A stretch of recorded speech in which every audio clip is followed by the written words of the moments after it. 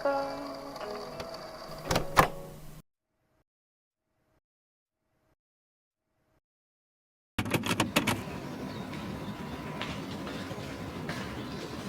everyone, it's the day, so I'm going to the airport soon and I'll keep you guys updated.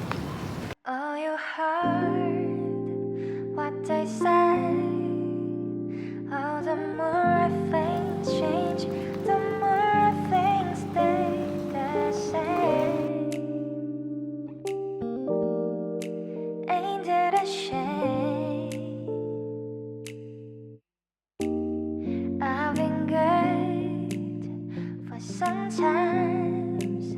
I feel like if I say that you ain't on my mind, been trying to give it some times, feeling like I'm running over. It is almost 3 p.m. and I'm still here, half walking, half running. My god, it's all super crazy guys, like I just cannot. The flight is waiting for us. It's still there, thankfully, otherwise it's gonna be a long story. I honestly felt super sorry for the people who need to wait for us. But I'm not the last one to arrive, so yeah, I'm not the only one to blame. Blame the process because it took so long. I put all my cards out on the table. You ain't even gonna show your hand. I would rather hold you close than try to understand.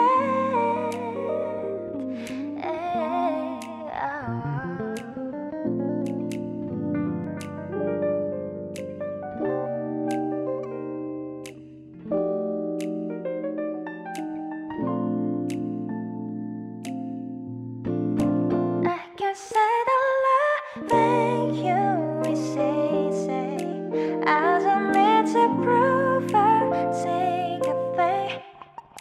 I would rather hold you close than try to understand.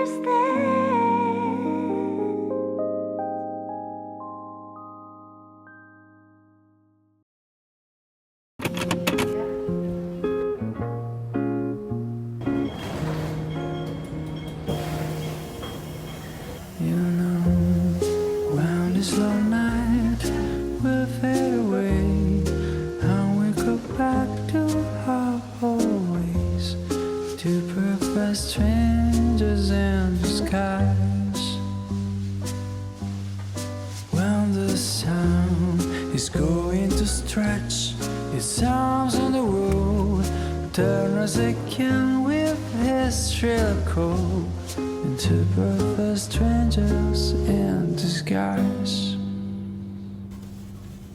But until then, forget that. Okay, so I'm finally here. I got the dinner, supposedly, but it's 3:30 a.m. I'm just gonna rest. It's a very awkward time to even take a shower and clean up, but I'm gonna do it anyway. I won't even touch the dinner. But I don't know. Let's see what I'm gonna do because I can't really think clearly right now. Glad I'm here, I'm safe, and I'm still in one piece. So I'm gonna update you guys tomorrow. Stay tuned. Goodbye for now. Directly next to the door, it's the sink. And here we got the hair dryer, which is kind of weird. It's my first time seeing it. Down there's the fridge. It's a small one. It's the overview of the room, but we are moving here first. It's the bathroom, very basic. There is no wardrobe inside, which is super weird, so I just hang my clothes there. And below, it's the luggage that I have. There's a TV and a random desk. Yeah, so there's no working desk.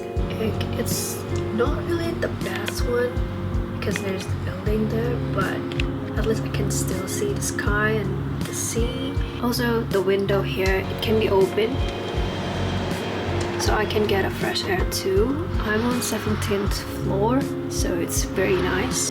As expected, there are constructions going on. Yes.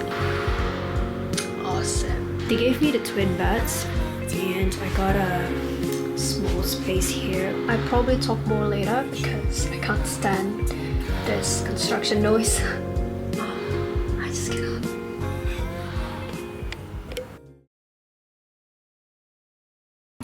Hey guys, so if you're here, you've just watched my 12-hour journey from Jakarta to Hong Kong, or you've actually skipped that part and you just came here to get some information about the quarantine. So I just want to start with the process that I experienced in Indo. I had to get my PCR done. That is accredited by the Indonesian government. So I chose one hospital, I did a test, and then I realized that the Indonesian government website had a typo for this hospital name. Like, I was so pissed off because it's not my fault. So yeah, in the end I chose another hospital. I did a test, and while I was waiting for the result, Cathay Pacific sent me an email that my flight was cancelled. I was like, why didn't you just send it like last night so I didn't have to do this test? In the end I got the earliest flight, and the next thing that I need to resolve is the hotel booking. In short, I got 4 extra days to be in Indo, and I had to do the PCR test again.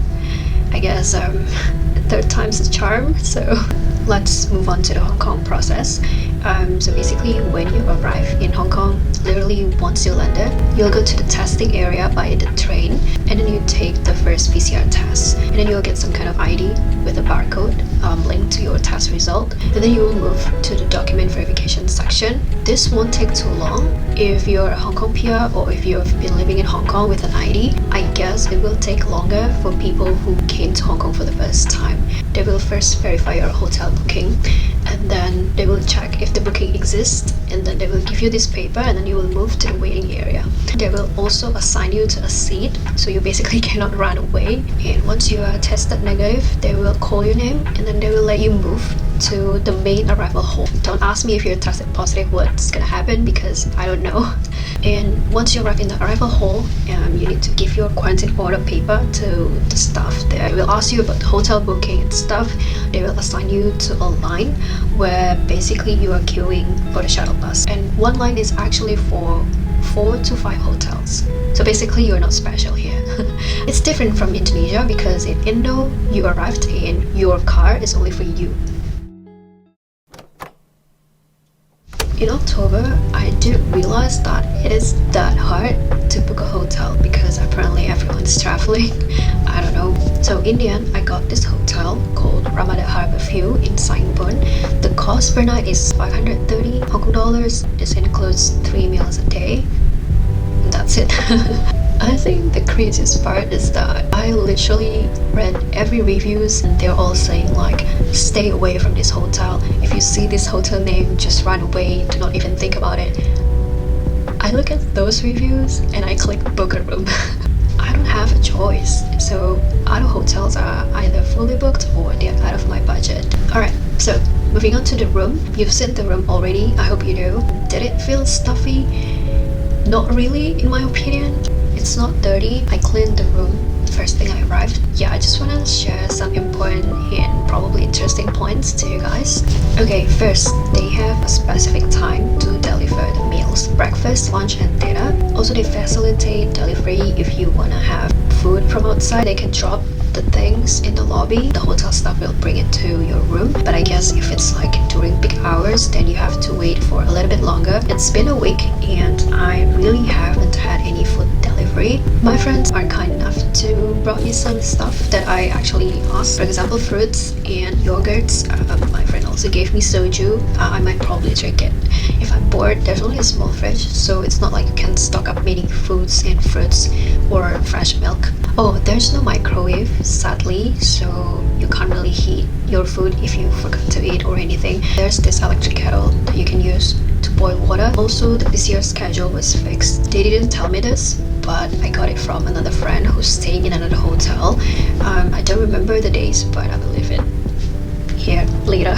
They will do it in front of your room. You don't have to go out, but they won't come inside either. The TV works fine for me. Do not ask what channel available because I only use it to play Animal Crossing, but it works. This bed, it's also fine. It's not the comfiest, of course. You cannot just compare it to the bed available in a 5-star hotel, but I can still sleep well every night, so it's fine. The bathroom, it's very basic, but I guess it's already a blessing when a bathroom has a separated shower and toilet. They also have the shower with the hot water. They provide 4 towels because there's no laundry service. Talking about the view, so I was lucky enough that I got to see the harbour and the sky. So just like the hotel name, I got the harbour view. Let's talk about the downside. It's actually very minor. I don't even want to complain about it, but it's just annoying. So the first thing is the wall is kind of thin because these days I've been hearing a kid crying hysterically. But I also feel annoyed, like, yo, why are you screaming and crying like that? I should be the one crying and screaming because I need to pay for this by myself, and I need to pay for my rent up there, and I still need to work 9 to 6 on weekdays. I should be the one. The lighting, I dislike yellow lighting so much. At night I couldn't even read or write something properly. And the last thing is the wallpaper behind me. That is so ugly. I'm just gonna say it, it's a preference thing. So if you already get the cheapest hotel on the list, you can't really expect much. Man, I don't even know if it's actually that good to stay in a 5-star hotel for 21 days. But maybe it is actually that good. I will never know. Okay, so for the meals, you know what? I actually do not have any expectation to begin with. But honestly guys, it's not that bad. Like, really. So every meal comes with 3 dishes and 1 rice or pasta. It's not the best, of course. I mean, you cannot compare it to the Michelin star restaurant out there or even McDonald's, but it's not bad. Really, I know I look like I was paid to say this, but no, I paid everything by myself. So this is a very honest review. I mean, the food kind of reminds me of this one canteen in my uni. The food is edible, but not for every day. Let's just be honest. I mean, it's the same. When I eat steak every day, not really. I'm not sure about vegetarian menu. Maybe you can have a request, I believe so. The menu is kind of like repetitive. By week 1, I already see a pattern. Because of this, I would like to recommend you guys to bring your own spices. Just bring some dry food as well that you can actually eat. For me, personally, I'd like to show you this. Ta-da! This is actually dried tempeh. It's really good. I also have this. This is sambal bawang. It's like onion chili. It's so spicy and so good. These 2 are basically the best. They're my savior. Okay, I think that's it for now. I hope I covered enough details for those of you who are coming to Hong Kong soon, and those of you who are just wondering what is it like to stay in prison for 21 days.